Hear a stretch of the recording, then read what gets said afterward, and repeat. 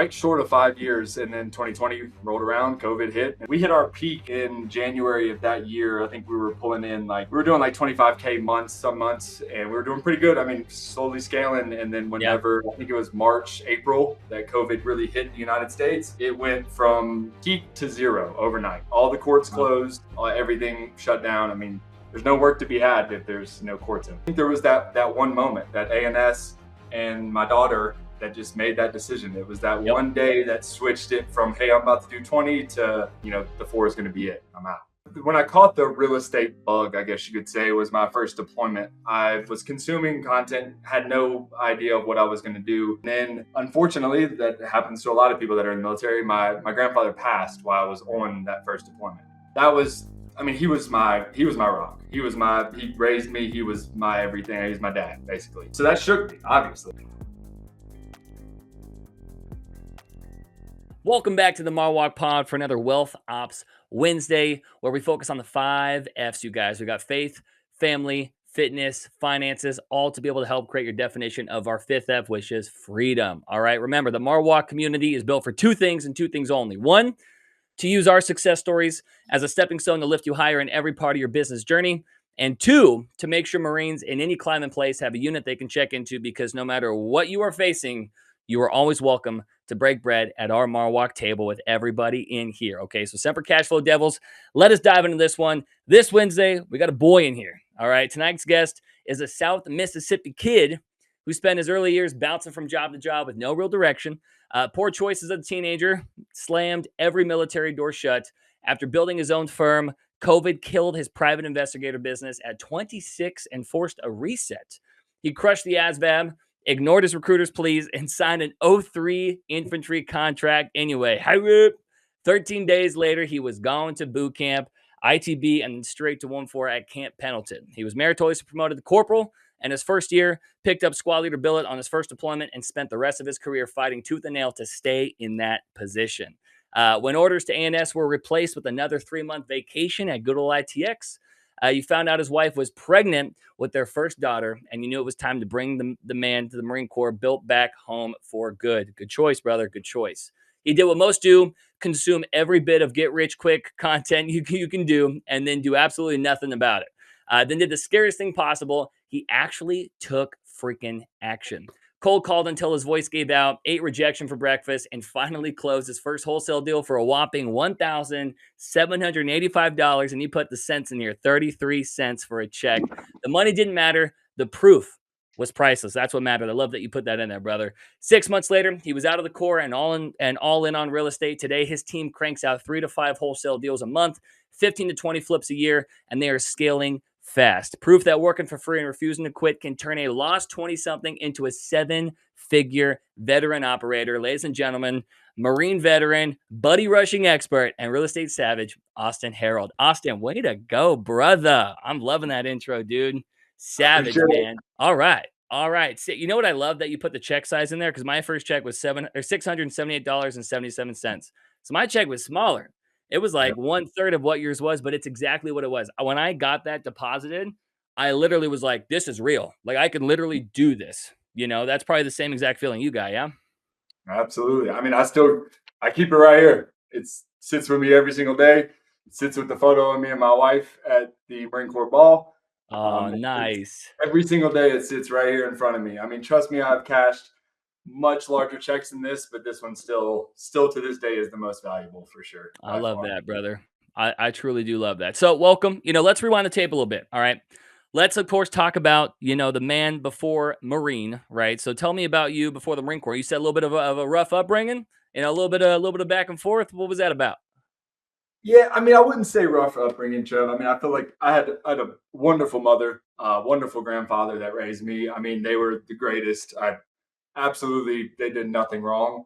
I just did what most kids do, and I just ran with the wrong crew.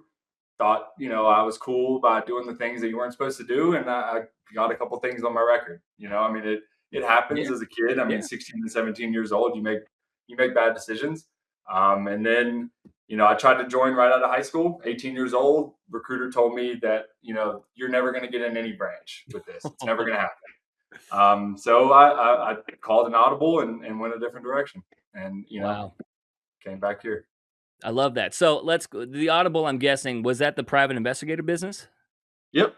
So I was working, dead end jobs, just stuff that's never going to get me anywhere. And I one night at 2 a.m. I was working at a private airport. At 2 a.m.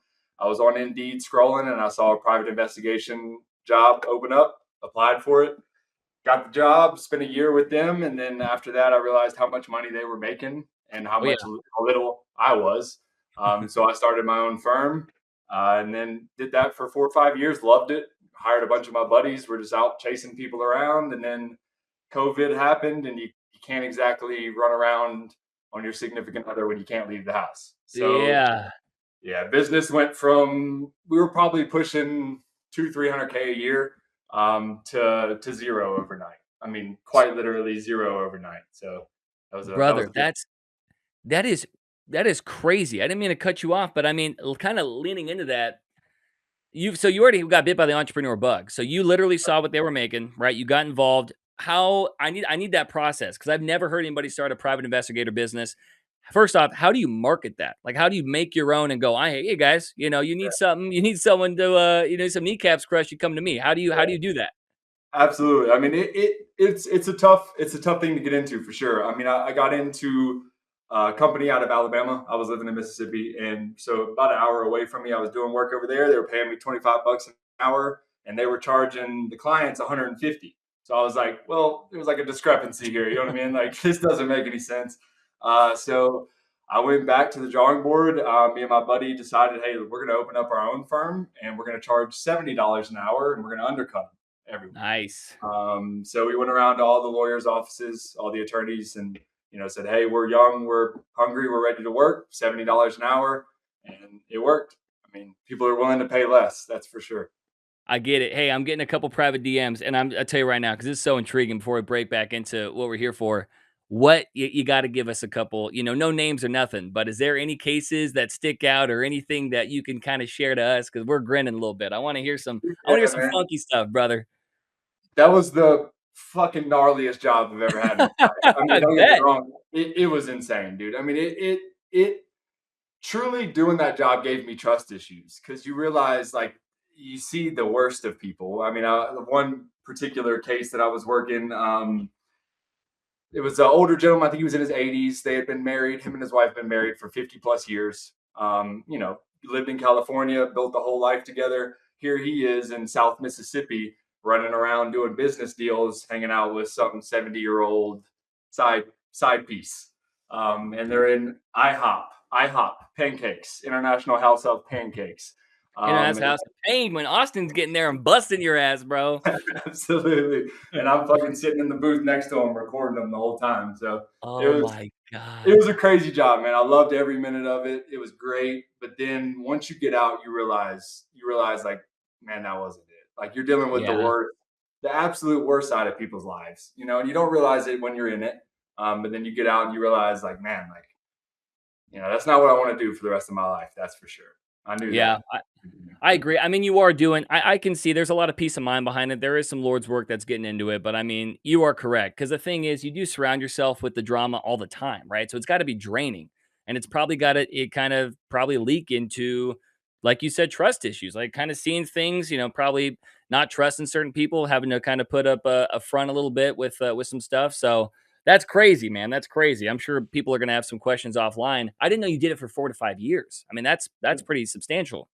Yeah. It was what I did. I mean, I had, like I said, a couple dead end jobs, and then I got into that, and for close to five, right short of 5 years, and then 2020 rolled around, COVID hit, and then I mean, we hit our peak in January of that year. I think we were pulling in like we were doing like 25K months, some months, and we were doing pretty good. I mean, slowly scaling, and then Yeah. whenever I think it was March, April that COVID really hit the United States, it went from peak to zero overnight. All the courts Wow. closed, everything shut down. I mean, there's no work to be had if there's no courts open.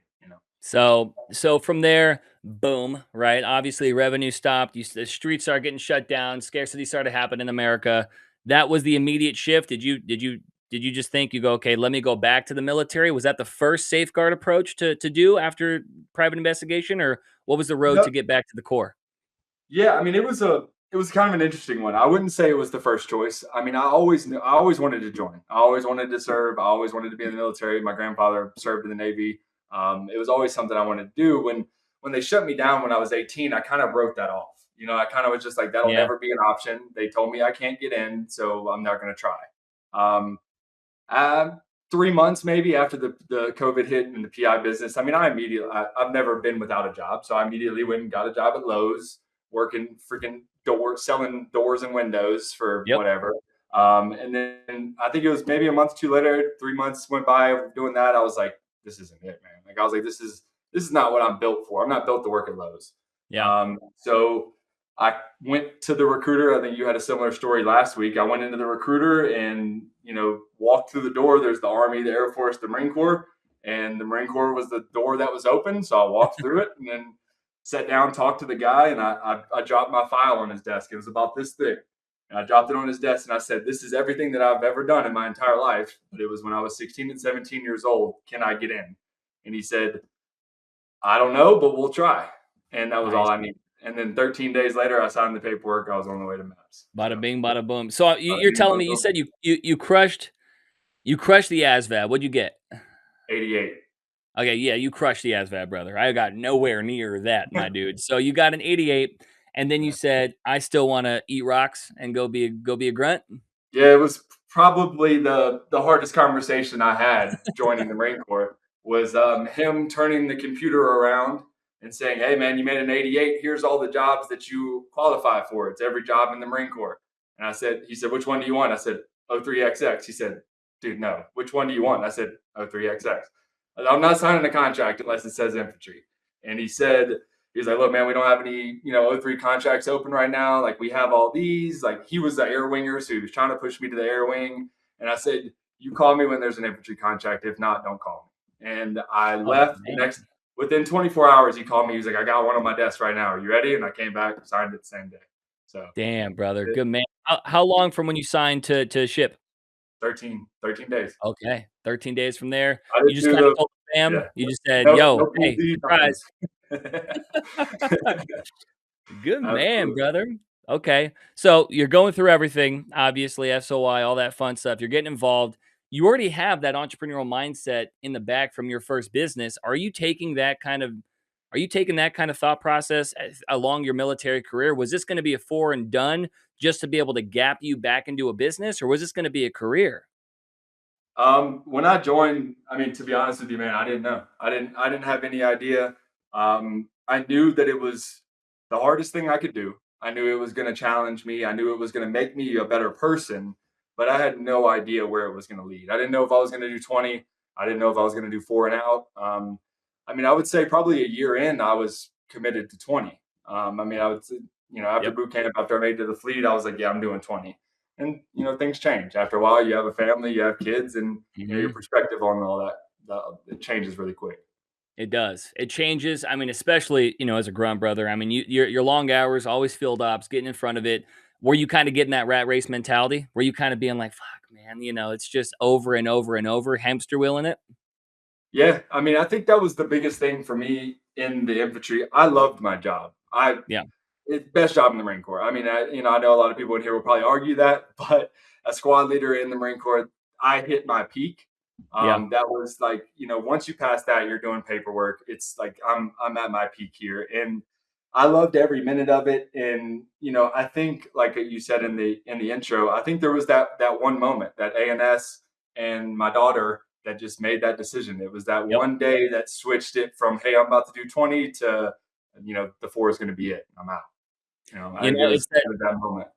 It's that same mindset because it's especially with kids, brother. I mean, it's bigger than yourself, right? The Marine Corps mission is bigger than yourself, but then when you have to, look at, the reclaiming of your time, right? Your power, your father power, like what you can really do for your seed, like it absolutely goes to show of like, man, that self-preservation piece will come in like, wow, what can I control right now? And unfortunately, the Marine Corps can be a little bit of a revolving door. I happened the same thing when my father-in-law passed. And, when you're getting new life in here, yeah, Mhm. so the wheels start turning, right? You start kind of looking at it from more of an exit piece now. Why real estate, right? You did private investigation. What transitioned you into crushing it? Obviously, now with real estate, was that the first go to? No, I mean, like kind of just to rewind just a little bit. I mean, I applied for ANS. I submitted my package. I got approved. My gunny approved it. He waived me from ITX and advanced school. Was like, all right, we're going to Wow. MARSOC. Like, that's what you want to do. Sick. And then 1 week before I was supposed to go, Master Guns came out and was like, no, we kind of need you at ITX. Like, kind of need you there. If Yep. it's not for you, the entire battalion is going to go to shit. So that's not true, obviously, and but it was a punch in the gut. It made me realize, at the end of the day, the Marine Corps is going to take care of itself. It's going to take care of Yep. itself. It's always going to be Marine Corps first, which it should be. Yeah. Um, Agreed. but with the life that I was building, I realized that those two did not fit anymore. Like, Hmm. putting the Marine Corps first was no longer an option for me. And that's when I made I mean, it was within, I would say, a 3 to 4 day period. Like, it was like a quick switch. My, daughter, we found out we were pregnant, and then that ANS thing happened, and I was like, you know what? Like, I got to choose me. I got to pick my life, my family, and real estate just happened to be the outlet. I would say, like you said in the intro as well. I mean, I mentally masturbated for months. I mean, on my second deployment, all I did all day long was watch YouTube Yep. all Yep. day long. Pace Morby, everybody in here has already seen. I've watched them all, and I watched everything. Was like, I'm going to be so rich, and did nothing. And eventually, I moved on to something else, and it was stocks, and then it was this, and then it was that. And then one day, I just decided, hey, I'm going to have to take action on one of these things, and that's the only way I'm going to see results. And it happened to be real estate. And Brother. Isn't that funny how the Marine Corps does it? There's a lot of jobs that do this, of course, but when you get really good at your job, you're able to do everybody else's. You know what I mean? I mean, you become non-disposable, of course, leading into that. But something that you said, true, imperfect action is better than perfect non-action. Especially with what you're doing. Obviously, you're making a name for yourself as a staple in wholesale. Now, novations, a lot of creative finance. We're going to lean into that. But it is good that you were looking at other windows, right? Everybody, especially with me on real estate, they're like, man, how'd you got so lucky just going into it at the right time with the right market. It's like, brother, overnight success takes 5 freaking years. I was doing Forex. I thought I was going to do that. I thought I was going to do this. And then you kind of stumble your way forward into kind of becoming comfortable and confident with your skill set. And then you end up kind of maturing into something which for us was real estate. Because I started with wholesale as well. So you got YouTube University, right? You started wanting to take action on it. What was the next step for you? Was it, I'm going to get a mentorship, or I'm going to start dialing myself? How did you transition from the core, and how did you start kind of establishing yourself? Were you in the rank still, or were you out? yeah, I was absolutely in the ranks. It was my first when I caught the real estate bug, I guess you could say, was my first deployment. I was consuming content, had no idea of what I was going to do, and then unfortunately, that happens to a lot of people that are in the military. My grandfather passed while I was on that first deployment. Yeah. So that was, I mean, he was my rock. He raised me. He was my everything. He's my dad, basically. Yep. So that shook me, obviously. I mean, I was in Japan in the middle of nowhere doing training, and now my grandfather passed away. I had to go back home on emergency leave and all that. Long story short, I took over his house to try to renovate it to turn it into a rental. That did not work. I got my absolute shit kicked in. Oh no. Um, so I ended up renovating it all myself, doing all the work myself, literally watching YouTube tutorials, like doing floorboards and shit. Wow. Um, Ended up selling it, ended up profiting like 30K. It was like nothing. I mean, we barely made it out positive, but it was that moment that made me realize, like, oh shit, like, real estate's a thing and it can be done. You know what I mean? Yep. Whether I'm active, whether I'm, out, whatever. And I think that kind of started the gears turning. And Yep. then, I mean, I'm not gonna lie, man. And I know most people in here can relate to this. I spent the next year doing nothing, literally nothing. I mean, I would watch YouTube all day long. I would talk about all the things I'm going to do, and I never did anything. Never made a phone call, never sent a text message, never did nothing. It wasn't until my second deployment after I was married that I realized, like, you got to pick up the fucking phone, dude. You got to call, you got to do something, you got to take action. And then as soon as the action started, that's when the results started to show. I mean, I in the beginning when I was doing the no one left behind challenge, I'm talking like 150, $200 a day, 1,000, $1,500 a week. That's light work. That's easy day. And until that happened, no, I didn't make a single dollar from any of that, not a single dollar. But until that happened, I didn't see any progress. And then 3 months from there, that's where $1,700 happens, and then it's all up from there. Hey, So plant the seeds though, brother. I mean, gardening. That's what I call the first 3 to 6 months of entrepreneurship, right? You are gardening, dude. You're over here, you got the fertilizer, and guess what? Fertilizer smells like shit. You're looking over the fence. Everybody else's lawn is freaking nice. You're wondering why your shit's not, right? Then it's just continuing to put it's that all sweat shit. equity into it, and then you get in front of a nice, curated, manicured, green, beautiful lawn, right? So I kind of love. Okay, now that we got the story into here, tell me about the transition then. So you said for the next year, thank you for being honest, right? A lot of people come into it. I don't want to hit the peak of success. It's a roller coaster. So I'm glad that you got in front of some profit. You made 30,000, nothing for a full year, right? You fell off, milk that to get back into it where you were still in the core. What was the transition experience for that? Was the command, were they helpful? Did they help aid in what you were doing? I mean, did that play a factor in anything? Yeah, I mean, platoon sergeant, platoon commander level, awesome. I mean, they understood. They knew what I was trying to do. They knew I was getting out. They knew that prioritizing the Marine Corps over me transitioning didn't make any sense. Mm, Now, above them, that's not the case. And I'm sure everybody here has had that same experience. Um, you're a Marine until you're always a Marine, but you're active duty Marine until you're not an active duty Marine. Like yeah, they'll milk they that. don't have like lenience towards that. Now, luckily, I think you've had a similar situation. My platoon commander and my platoon sergeant covered for me and really made it possible to do what I did. But you got to kind of just fight through it. And at the end of the day, while you're active duty, yes, you got obligations, but that was one of the big notes I took down here is like use that time, use that active duty time. We always say like, oh, we're so busy, we're this, that, and the other, dude. Especially if any of you guys in here are in the infantry, you don't do shit all week, nothing. Yeah, don't lie to nobody. You go outside, you train your boots for an hour, and then you go sit in your barracks room. That's the reality. And if you don't take that time that you have while you're in the Marine Corps, you are not going to have a smooth transition out. You're just not. I love that. If you take that, what is it, 2 week or 1 week of TRS? If you take that and that's your transition plan, it's gonna be rough. It's gonna be hard. You gotta be getting it in 6 months, a year before you're out. And I Yeah. think that's what made my transition so smooth is that 6 months, I should have been doing it earlier. Obviously, I spent a year not doing anything, but 6 months before I got out, it was every day, all day. If I was not in uniform and I was not at my unit, I was at the computer. Yep. And that's what made that transition smooth. I love that. And that is a big thing. And I get told that a lot. So that was going to transition me into this. It really was that last day, right? You taking off the uniform for the last time. I mean, were you scared shitless or were you excited? Right? It's a mix of emotions, isn't it? Absolutely. I mean, I was fucking terrified. I mean, it, it's one thing if you're single, you're not married, you don't have kids, you can go home to your parents and you can grab a part-time job and take a breath. Um, I didn't have that option. I already had a wife. I already had a daughter that was here and another son that was on the way before I was out of the Marine Corps. Yep.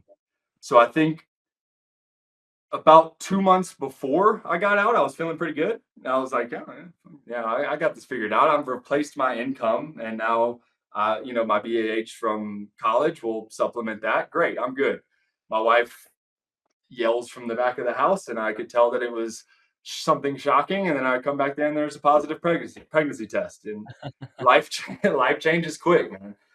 So that confidence went out the window. But I mean, that didn't mean that I wasn't going to do what I already planned to do, and that didn't mean Yeah. I was going to let my wife feel that fear or that Yep. anxiety. I told her everything's fine. Don't worry, we're good. Cool. Now I was shitting a brick, but at the end of the day, I knew that as long as I put in the work and and the volume was here.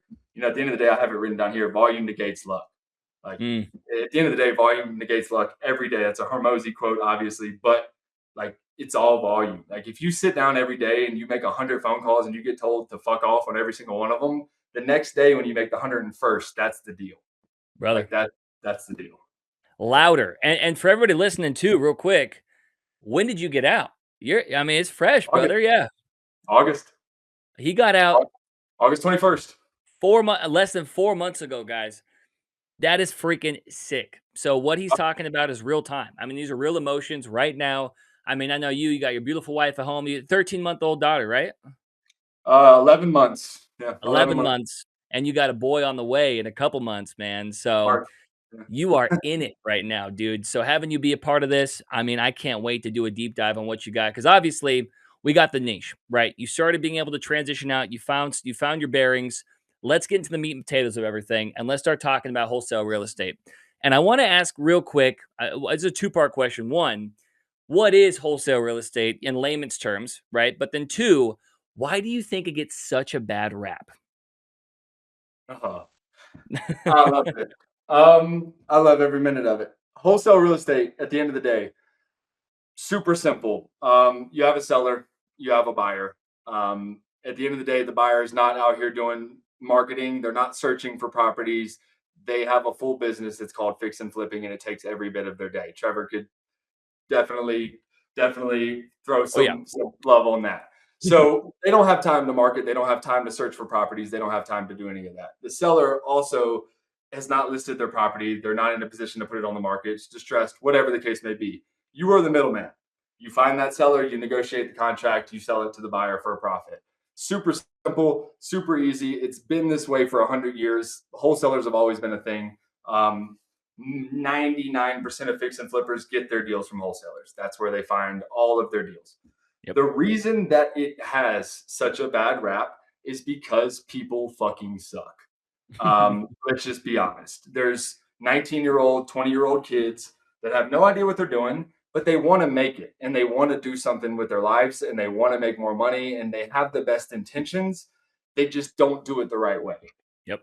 The problem, the reason that we have gotten so much bad rap in the wholesale industry is because of people like that. People that put people under contract for a ridiculous price. They put a memorandum on their property, they lock it up, and then they hold that indefinitely until somebody sells it. Yeah, There's a lot of good.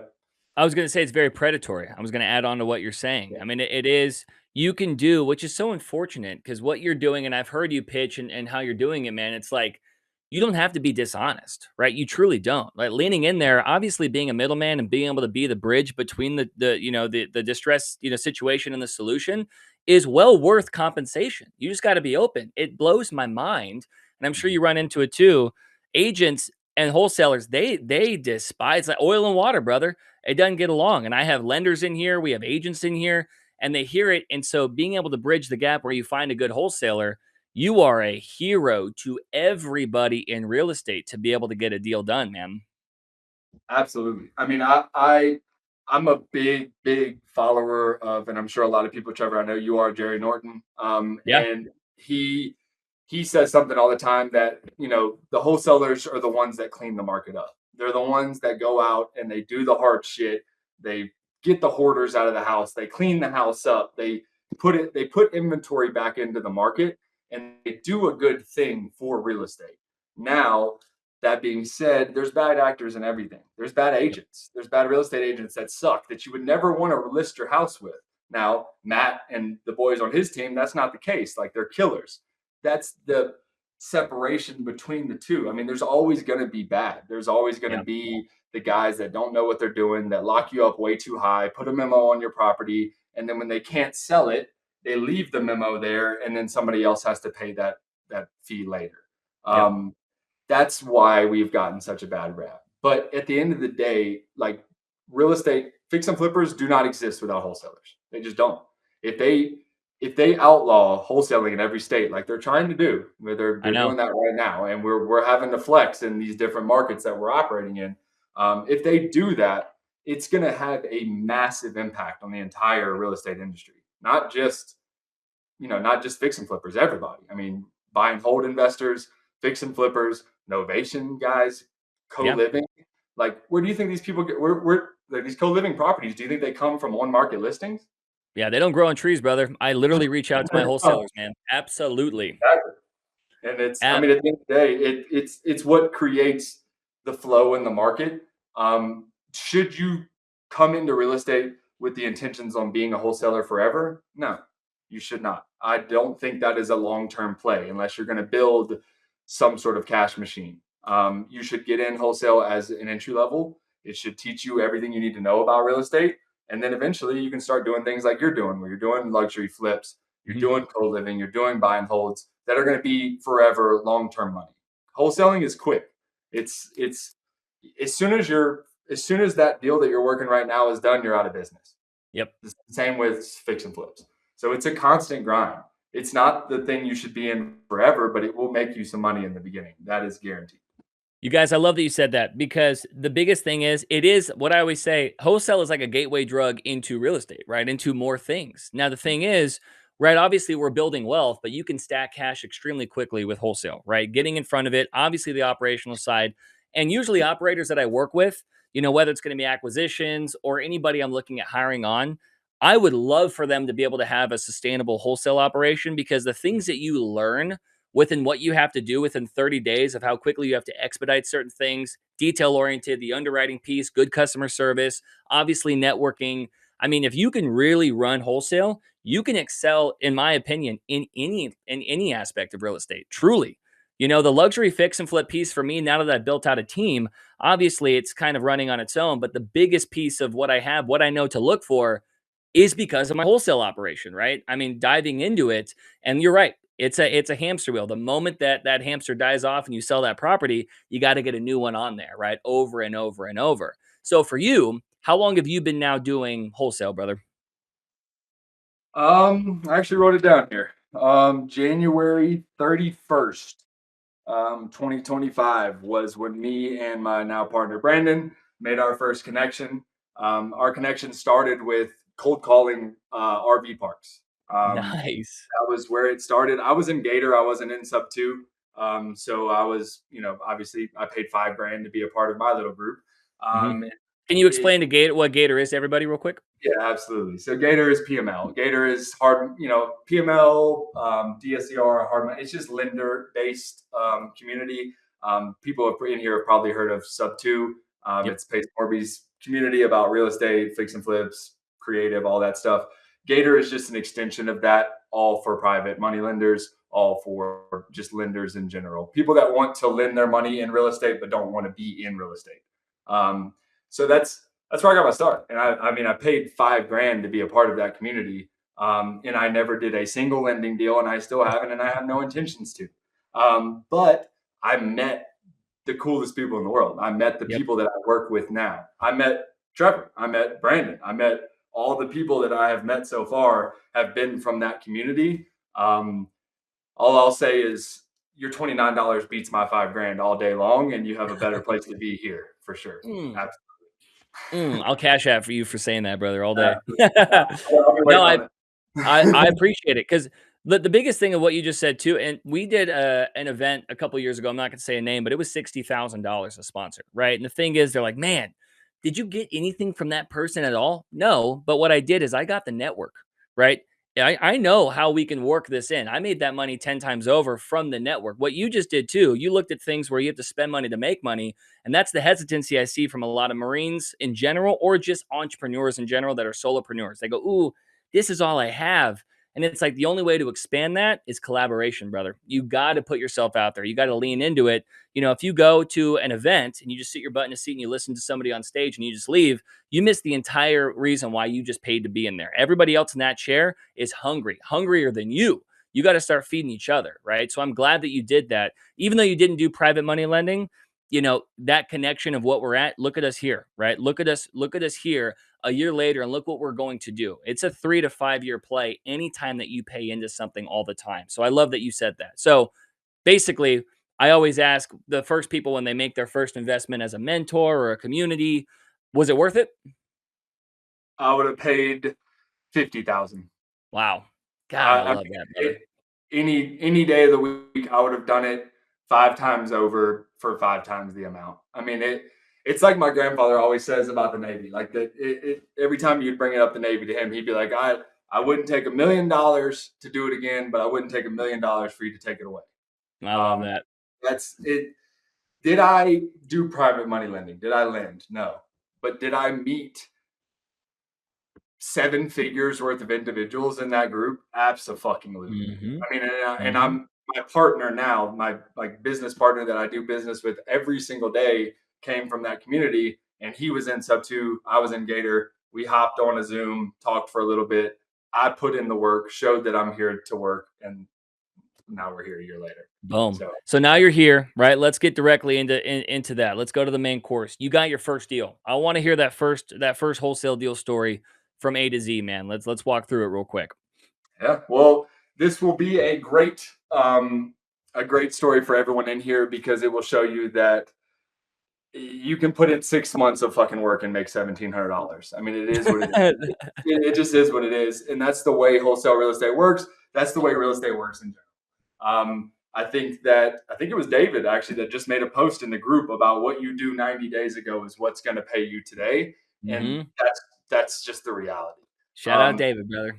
Exactly. And so this first deal, no one left behind challenge. Anybody that's familiar with sub two would know what the fuck I'm talking about. An absolute shit show, but a great idea. Great idea. Great, intentions all together. Um, Calling on market deals, low equity, sub two creative shit.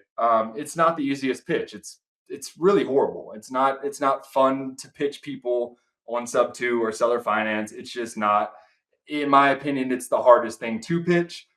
Cash is king. It's always going to sell. When you tell somebody you're going to take over their mortgage, they get weird. So I started calling thousands and thousands and thousands of dials. I mean, I'm talking 3-4 months of 150, $200 a day. Now, personal cell phone, hand jamming them bitches in.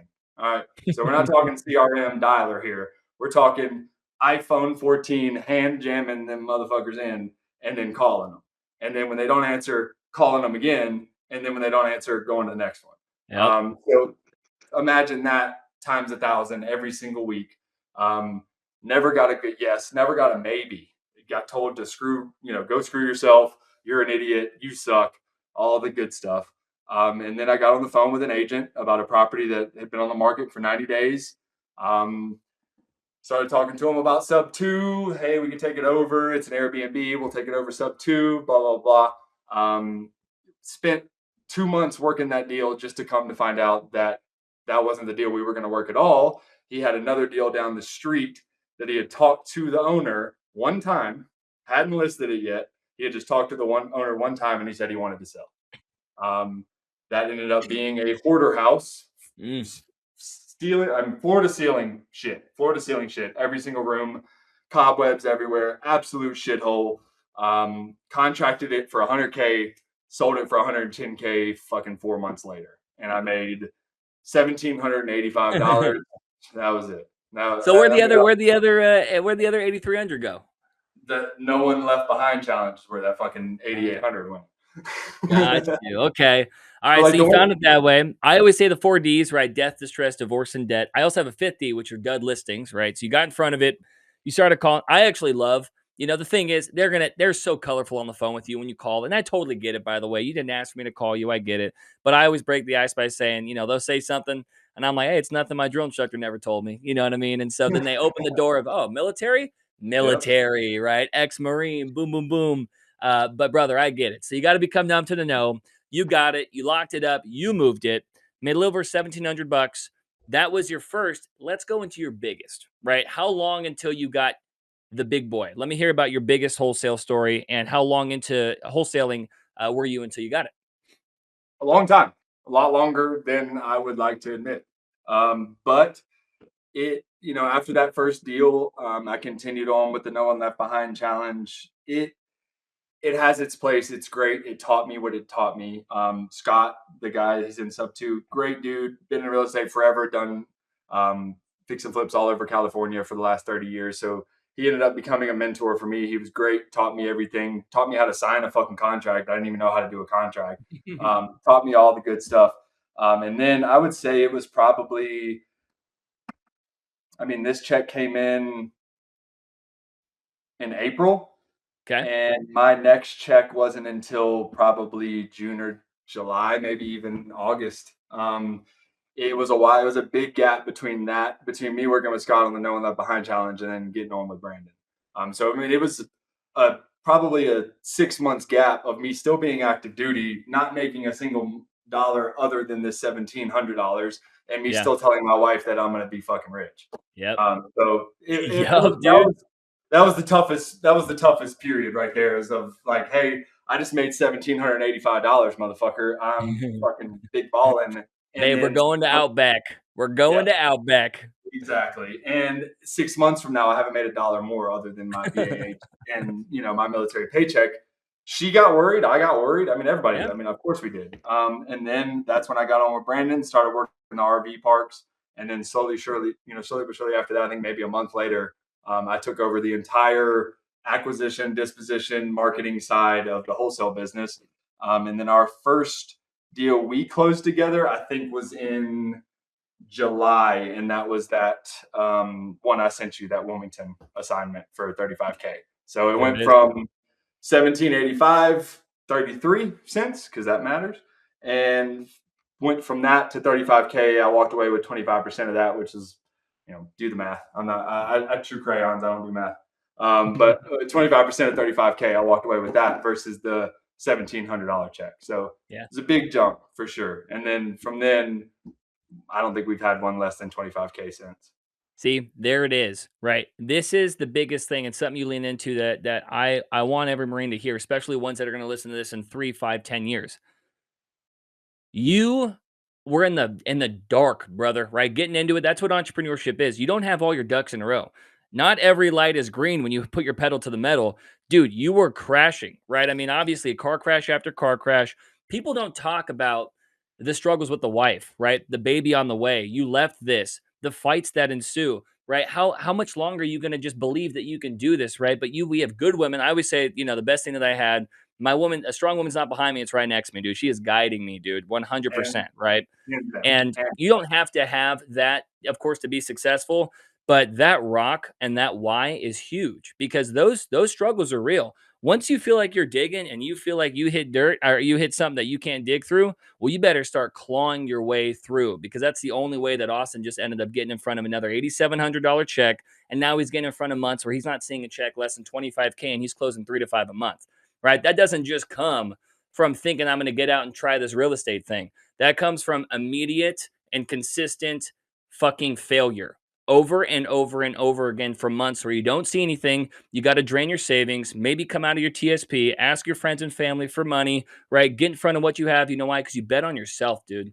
You bet on yourself and you put yourself right here and you postured yourself to where now you are a wholesaling expert, right? You're getting in front of what we have. I see the HUDs. And I always say documentation over conversation. I say it all the time because I hate the guru piece. I hate when people call me before I go on stage. I say guru. I'm like, fuck.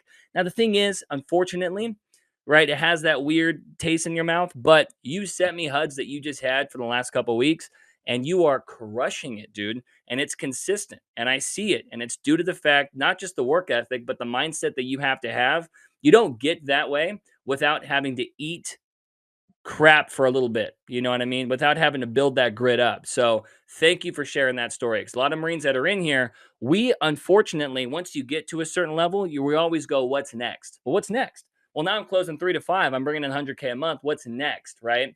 But my wife told me one time, while you're stretching, you're always stretching for the next race. You never even hold up the trophy you just won. And that hit me, right? Because we forget that we were on a marathon for our first last place trophy because we got nothing, right? And now we're here, dude. So thank you for sharing that. And I wanted to open up that because that is a big thing for anybody listening, right? Especially when they come into it. You're going to be coming across this from a lot of other Marines thinking they can't do it. Well, guess what? Austin couldn't do it either. And then one day he did.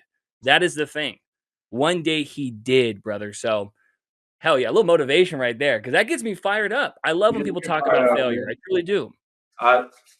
Dude, that shit gets, I mean, beyond fired up. Failure is it. I have not learned anything from a single check I have cashed. Not a single thing. I have not Yeah. learned, not from this first one to this last one. Not Yeah. one win has really taught me anything. Getting kicked in the fucking face and sitting here in that chair right there and with my hands on my head, like, fuck, am I gonna, like, is this gonna work? Like, am I gonna be able to transition out, or am Yeah. I gonna be in the fire department in Orange County? Like, Yeah. is that where I'm headed?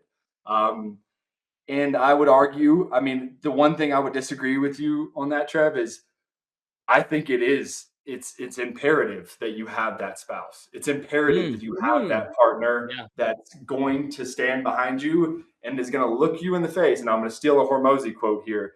They're going to look you in the face and say, "I'll live under a fucking bridge with you if it comes to that." Yep. Like that's who you need. If you don't have that, fucking leave them at the goddamn bar. Like Yeah. leave them at the bar. Don't even worry about it. Because if you're going to transition out of the Marine Corps and you're going to try to do something entrepreneurial, like you're going to do real estate, entrepreneur, whatever, you're going to get kicked in the face. And if you don't have that wife next to you to say, "Hey, Austin, you got it," like Yeah. you're going to do it. You got it. Like you will quit. You will quit. That's just I love that that's you leaned into it. I do love that you lean into it because that blinding trust is the reason why we get up every day and we do what we do. So you're right. You're right. Hopefully my wife didn't hear that, but yeah, what Austin said. What Austin said. All right. So you if you had to start from zero, right? This is my question, especially with a lot of younger Marines, because that's the thing. You probably get hit up too. I get hit up by a lot of barracks Marines, right? Little barracks brats over here just being like, yo, what can I do right now? If you had to start from zero, what do you do? Walk me through, lead list, cold calling. What are you doing? Let's just say your budget. Let's go free all the way up to him and his boys have $2,500 to spend for wholesale. Okay. Yeah. So free wise, like if you have no money, you don't have a fucking lead source, you have nothing, go to Zillow. I mean, at the end of the day, on market has not been the way that it used to be over the last year or so. It's gonna be hard. It's gonna suck. You're gonna get told to fuck off, but it's free. And there is agents out there that once they hit that 90-day mark, they panic and they know that if they're not going to sell that house within 180 days, they're going to get fired, the whole deal. That is a great route. If you're free, if you don't have any money, you want to just get started, start calling listings, expired listings, shoot for 100 days plus. You can usually have some good conversations, at least build that muscle of having conversations. Mm. Will Hmm. you get a deal on market? Sure, if you put in 1,000 fucking phone calls, but is it going to get you to 3 to 5 deals a month? Absolutely not. But it'll build that. What is the word I'm That trying to say? callus. Yeah. Callous. It will Yeah. callous you and it will build that repetition of like, hey, I don't give a shit what they say on the phone. I don't care. It doesn't matter. From there, if it was me, I would focus on pre-foreclosures. It's public record. You can literally go to your local court and ask them for the public record of all the pre-foreclosures. Now that's free. Now it's a pain in the fucking ass. You got to go to the court. You got to sit there and talk to them, and you know how those people are. So it Mhm. is a pain in the ass, but it's free, and you can get all those records. Now you can drive to those fucking people's house, and you can knock on the door if you got some cojones. You can knock on the door and be like, "Look, dude, I get it. It sucks. You're in a bad position. We can help." And just be there as a solution for them, like as you're providing them value as being a Mhm. solution. Mhm. That would be the next step. Now, if you got $2,500 and you're ready to rock and roll, $2,500 is not going to get you PPC. You don't need to go spend on inbound. You don't need to go do Facebook ads. Save your fucking money until you're pushing at least 10K a month. Um, I would hire a VA, $4 a fucking hour, $5 an hour, or you can go through a agency and pay them a little bit more. That they'll all be trained and ready to go for you. You provide them the list, or they pull the list that you want. Either one. You can go to PropStream. What is it now? $100 a month. $100 a Yeah, month. 99 bucks a month. Yep. Yeah, and you get 25,000 records a month. You pull fucking 25,000 records, you send them to that VA, and those motherfuckers will call 15,000 records a week, all day, every day. All they'll do is this fucking call. And then every time they get somebody on the phone that says, "Hey, I'm interested in selling," they'll send that over to you, and then now you can have that conversation. I love that. That's where I would start. I mean, honestly, I would argue pre-foreclosures are the pinnacle of real estate leads to go after. I mean, they have the motivation, they don't have long, they're in a stressful situation. And as much as it sucks to say this, most of your money is made in distressed situations in real Yeah, estate. it is. It comes from solving problems. It comes from, hey, they have a really bad problem, and it's the fact that their bank is going to auction their house in a month and they have a whole lifetime worth of stuff in there. You have to be the person that comes, gives them the peace of mind that you're going to be able to handle it and then actually execute and handle it. That's again, to kind of rewind quickly, that's why wholesalers get a bad rap, is because they promise and they don't deliver. Yep. That's at the end of the day, if you're going to wholesale, if you're going to be in real estate, if you're going to make a promise, you better deliver or your reputation will be gone and you'll never It get is another. true, and reputation truly is everything. That word of mouth really does spread, and I wanna dive into it. I wanna break apart what you just said, and add to it because I love that you said cold call. I think VA, virtual assistants, right? $3 to $5 an hour. I've had my virtual assistant, roughly, I think going on 3 years now. She's like the heartbeat of a lot of our business. She's been able to train into it.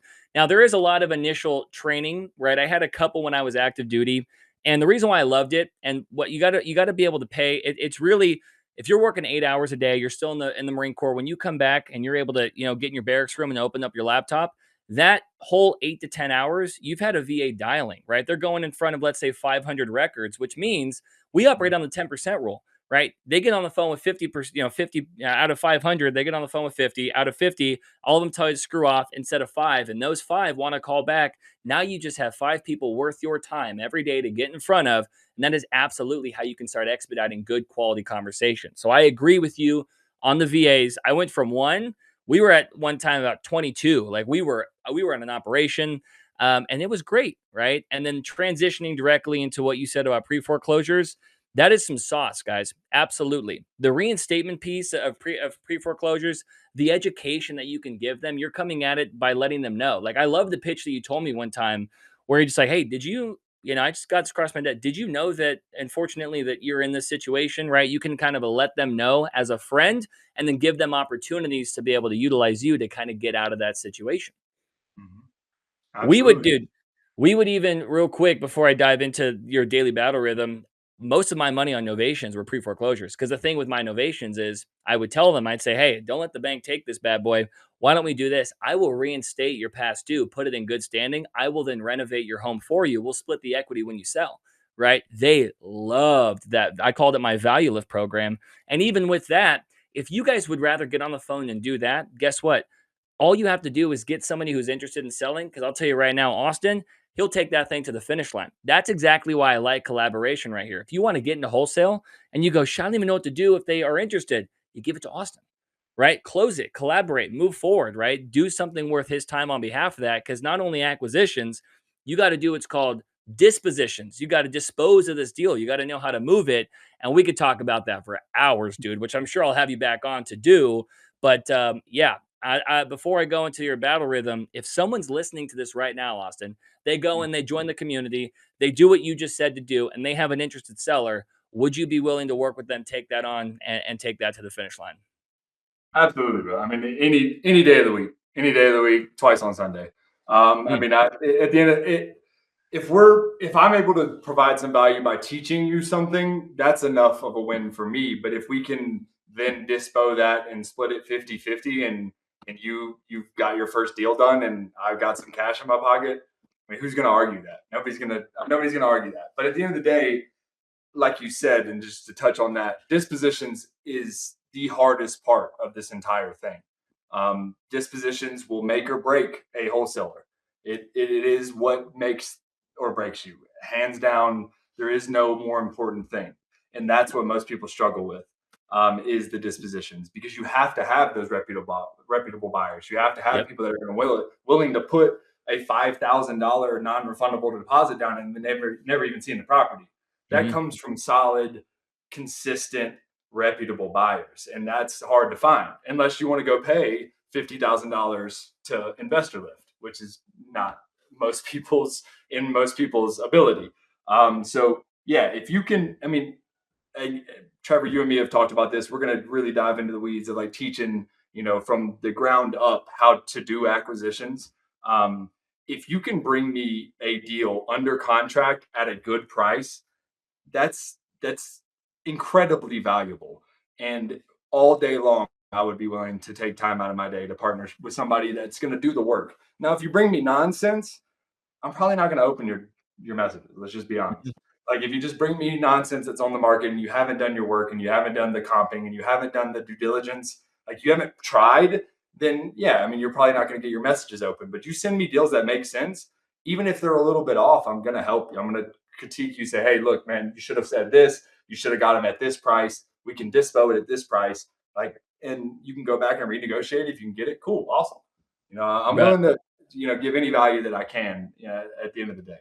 Yeah, we got a lot coming up with what we're gonna do inside the boot camp for wholesale. My favorite, especially as a buyer, dude, you'll get stuff from wholesalers and they'll be like, if you just add a basketball court and fucking two more bedrooms, it could totally be worth four. I'm like, brother, If you come just on, rip the roof man. off and add Sweet a as deal, just second story, then you would be totally fine, dude. You'd make $100,000. Be fine. I'm sure the HOA would be totally cool with it, right? So, all right, I got that. I love that. Basically, to be able to break this down before we move on, he told you what to do for free, how to do it, right? Who to connect with, where you should do it, and then to contact him and he'll move it and split it with you. I don't know what more you need in order to be able to start doing this tonight, right? There's not much more. Right? It just either comes from imperfect action, or you're going to wait to be like, well, he didn't tell me specifically that. You're going to make those excuses. You're going to make those excuses, brother. But I love that you ended up breaking that down. Now let's dive directly into your daily battle rhythm. What does a day for Austin look like as a full-time wholesaler right now? Yeah. It, I I I wrote all this down of like what my normal day is, but and I'm gonna go through it for you guys for like what I think, or at least my opinion of what kind of level of effort you should be putting in every day. This is just my opinion. But let me preface this by saying I do what the fuck I want. Like I really want to preface that. Like I do what I want. If I don't want to set my alarm in the morning, I don't set it. I wake up at 7, I wake up at 8, I wake up at whatever, and I start my day. Now I'm gonna get my shit done for the day, but it's my decision on what gets done. The reason I say that is because you can do what I just said, wake up at 9 a.m. every day, work till 1 o'clock and say fuck it, and you probably never get anywhere. My normal day, now I don't have to do this. This is why I preface that. I wake up at 5 a.m. every single day, 5:30 at the latest. I'm at this desk on the phone by 6 a.m. Mm. Every single day. For East And Coast, because you North Carolina campaigns. Yeah. exactly, yeah. So I am calling on the East Coast. So they're at 9 a.m. when I'm at 6 a.m. So it makes sense. But yeah, I mean, I'm on the phones by 6 a.m. every single day. And I do not like this headset that sits right here. It does not leave my head until 3 p.m. every single day.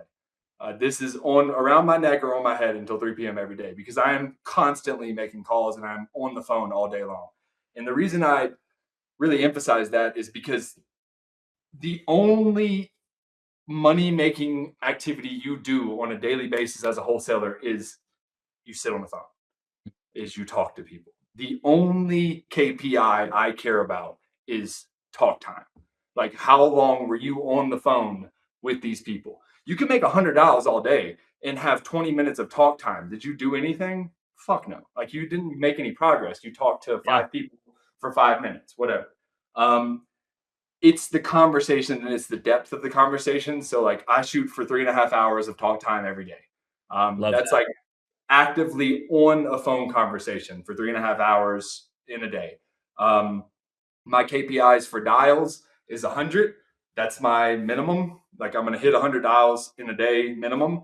Now, normally it's much more than that, but that's my KPI. That's my minimum. And then 3 to 5 offers a day is what I shoot for. So that's just 3 to 5 verbal offers. That could be Yep. written offers. That could be text message offers. That could be anything. I just verbally or text message, I have to tell somebody a price for their house 3 to 5 Mhm. times a day. That's my minimum. Now that's KPIs that I've set for myself. I feel like you could set some much higher than that, but I do a lot more within this business than just an acquisitions manager. So just to set expectations there as well is that if you're going to come on with somebody like I did as an acquisitions manager, you can expect to be commission based only. You're going to make a percentage off of the deals you close. That's just the standard way. I did something that I recommend all of you do, and that's tell people that you talk to that you can do everything, even if you can't, Mhm. and go fucking chat GPT that shit afterwards, figure out how to do it. And then the next day, when they expect you to show up and do the thing, you know how to do it. That's Love it. why I have ended up in the position I am now because I run marketing, I run acquisitions, I run dispositions, I run social media, I run everything for this business. So I make more money in that sense because I do have a lot more responsibilities, but just don't think that that's what you're going to walk into, that somebody's just going to be like, hey, here's everything. You have all the resources, go do your thing. That's not like a normal occurrence. What you should expect is to come on with somebody at like 15% acquisitions, 15% commissions on every deal that you acquire. Somebody else will dispo it, somebody else will do all the rest. So that's just kind of to set expectations for what you guys could expect. I love But that. yeah. Okay, so let's add in some context. He's saying KPIs, that does mean key performance indicators, right? So things that Austin is meticulously tracking, which honestly, talk time, I love that you have a certain amount of talk time in there because it really just generates it. A lot of wholesale guys and what you're doing with commission-based operations is you need to be able to reverse engineer what you want. So Austin knows if he wants to be able to get 4 deals closed at average $25,000. He wants to make what he's bringing in $100,000 a month with him and his team. He now knows that takes minimum 100 calls, 3.5 hours of talk time, and 3 to 5, new verbal offers a day. Because it's mad. Real estate's nothing but numbers, right? It's truly when you have those numbers, you can reverse engineer what makes sense. You can either scale up to that, right? Or you can scale down to where you need to fit within the confines of what you can do. Because you can't immediately do what Austin's doing, of course, right? It's not like, well, man, I'm doing this and this and this. But if you go, well, hey, what if I just wanted to get one $25,000 deal? Well, maybe I just have to do 25 calls with an hour's worth of talk time and maybe submit 2 offers a day, right? Austin's giving you a blueprint of what he does in this area to be able to make this amount of money. And that is an amazing thing to be able to grab, break down, and run with. So I do appreciate you sharing the KPI piece because it truly is nothing but a numbers game. That is exactly what outreach is. It is a numbers game. We operate off those kinds of percentages. So I love that. I want to dive directly into marketing strategies. I just want to know your number one right now, ending out 2025 and something you're super pumped about in 2026. What is the number one marketing channel that you feel like you're going to be doing for your wholesale business? Hands down, all day long, I would put every dollar in my savings account right now on pre-foreclosures. I mean, I Okay. just, I'm so confident. I have such a good feeling about that. Now, that being said, our largest revenue generating marketing channel for 2025 was PPC. So that marketing channel. PPC is paid per click, by the way. Yeah. Exactly. So Google Ads. Sorry, I should definitely dive into that more. But You're yeah, totally good, brother. PPC is Google Ads. So it used to be AdWords. If you've been around for a while, it used to be AdWords. It's Google Ads. You type into Google, I want to sell my house, and Moved Homes, our company, pops up at the top, says, hey, we'll buy your house. That's all PPC is. Now that shit is expensive Yep. as so our cost per conversion right now averages about $500. So that's cost per conversion. That's not cost per click. So we get charged every time somebody clicks it. That doesn't mean they converted. We get charged per click, and that's usually around $50. Our cost per conversion is 500. Now, keep that in mind. That means that one conversation that I'm gonna have with this person, this one Becky Joe at fucking 123 Main Street, that cost $500. And now when I get on the phone with her, Becky could be fucking dick and like not want to sell to me and not have any motivation at all. So I just paid $500 for nothing, just to talk on the phone for 5 minutes, and that's it. That's the huge thing about PPC is that it's inbound and it is very intent based, but it is very expensive. Now, pre foreclosures, on the other hand, take that one lead, cost $500 for $350 a month on any market in any county in the entire United States. I can get you every pre foreclosure record for the month for $350. So that averages out to about 3 to 15 on average notice of defaults a day. So we're talking 50 to 100 leads a month for $350 versus one lead for 500. So in Okay. an ROI perspective, it's pretty simple. The math is pretty clear that the 350 is going to be much cheaper of an advertising cost. Your ROI is going to be much higher. And then pre foreclosures are the most motivated, most intent based lead source there is. PPC is number two, but pre foreclosures is certainly number one. They have the smallest timeline, the most motivation, and the most pain, hands down. So your assignment fees are going to be much larger. Your cash conversion cycles are going to be much shorter. It's just an easier lead source all Brother, day. I flippin' love that. We're going to close out with a couple more questions real quick, but I will tell you right now, if they want to get involved with pre-foreclosures, you're going to be able to help with the records. Let's say they want to do this in, in freaking Riverside County or a county in Idaho. Can they just DM you on Marwalk and just say pre-foreclosures and hop on a phone and see what they can get rocking and rolling? No, just literally DM me and say I want to make some money. Like Bada just bing, DM me, I want to make bada some money, and boom. then just send your city and your state, and I'll get you hooked up. I mean, it's and I don't mean to like be like, oh, it's this fucking easy. Like you're gonna have to put in the work. Like it is at the end of the day, you could pay me $350 to get you every of the most quality leads in the world, but if you don't call them, it's not going to mean shit. Facts. So I mean, all day, every day, if you want to DM me and you're even sort of kind of interested, we will hook you up. We will set you up in a market, and we will dispo all of your deals. But you have to do the work on the front end, or I love it's that. And they're going to be hitting you up. I swear, there's going to be a lot of people interested. And I know for a fact that we are going to be putting together some live calls, right? A little power hour session that we have as well. So if anybody wants to hear how you're doing it, they can jump in the community on what we have coming up in the classroom and they are on the calendar and they can start listening to Austin over here crush it. So I love that, brother. Couple more. I want to know future goals. I want to know where you want to be. Let's say, let's say let's say June of next year, 2026 June. It's been another 6 months. You crushed both quarters, quarter one, quarter two. Where is your wholesale operation?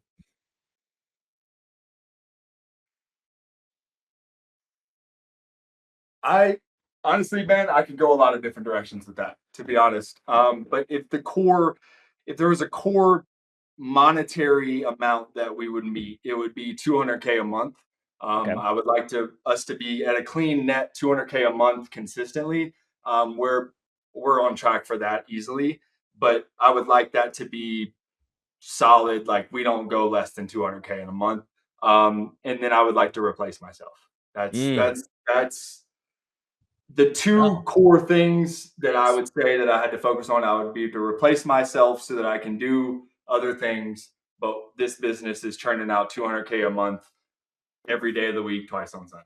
You know what I I mean? love it. I love it. Hey, Steve, I see your question in here. I'm about to get to it right now because I want to be able to add in something that he just said. If somebody's interested and wanting to get involved and they want to shadow you and they want to look at trying to replace you, are you open to people taking that sweat equity, learning from you, and seeing if you can kind of Mr. Miyagi somebody to come in here and help work your operations right now? Absolutely. But I mean, I'll preface that by saying that if you can't outwork me, don't show up. Like Mm. I Woo. just at the end of the day, I know that sounds like I'm not even trying to like toot a horn or nothing, but like if you're not gonna come fucking outwork me, don't call me. Because like at the Mm. end of the day, if you're not gonna put in the same amount of effort that I am, then you're never gonna replace. Like you're never gonna be a replacement, if that makes sense. It does. And the reason I say that and the reason I'm so passionate about that is because of the way that I watched it happen in my own life, and I realized that when I started with Brandon and there was 20 people on that RV park Zoom and all of them fell off and I was the one that was making $100 a day, that's why I'm here today. Like that is it. It Mm. is volume negates luck. If you're gonna come in, do the fucking work harder than anybody else could ever even imagine, and then you will have a position. I promise I you. love And it it. doesn't matter if it's with me, Trev, anybody else. You show up, you work for free, and you put in that level of effort, Yep. you will make it for sure. Brother, come with your hand up, not your hand out. And that's true. You need to be able to outwork them. Absolutely. So we got a final message to our cran eaters in here, brother. If every Marine listening right now took one lesson from your journey, what should it be? um, I have a quote written down here, and I've quoted this man a couple times. But don't do what you feel like doing. Do what's required. Mm, Like at the end of the day, that's you're gonna wake up. There's days I wake up, I feel like shit. I don't want to do nothing. But guess where I'm standing at 6 a.m. right here. You know what I mean? yep. At the end of the day, it's you're never gonna feel like doing it. Just do what's required to win, and you're gonna win. And then the last thing I wrote down, which is probably the core principle to everything that I do. It's anybody that's read The Go Giver. Yeah. Um, the law of value. Your true worth is determined by how much more you give in value than you take in payment. That's why I am here today, is I because love I that. have given much more value than I have taken in payment.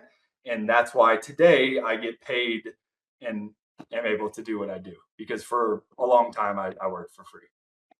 Brother, when motivation fades, discipline remains. And I will tell you right now, from the little time I've known you, dude, you are one disciplined individual. You deserve all of the success that you're getting. And I truly cannot wait to be able to welcome that little boy coming on in here, brother. We got a lot of stuff to do. I can't wait to get you a lot more involved in the community as well, because what you're doing right now is paving the way truly for the next generation of wholesalers who want to do it right, who want to do it right in 2026. That is what you're doing. You are leading by example, and I appreciate you jumping on in here, man. I got some questions right here. We are about to sound off on the recording. Another amazing Wealth Ops Wednesday podcast, guys. If you're watching, you want to get involved with Austin, you want to know his handles, you want to message him, get on lives with him, hear how he's closing deals, you got to join the community. Get on involved. We're going to have an entire place for Austin that's going to be in here for an Ask Austin piece for wholesale. And I truly cannot wait for you guys to come in here and see exactly what he's doing. Because the thing is, he's going to give you the answers to the test. You just got to be able to show up, get in the classroom with him, and start being able to sound off right next to him. So, Austin, thoroughly do appreciate you, brother.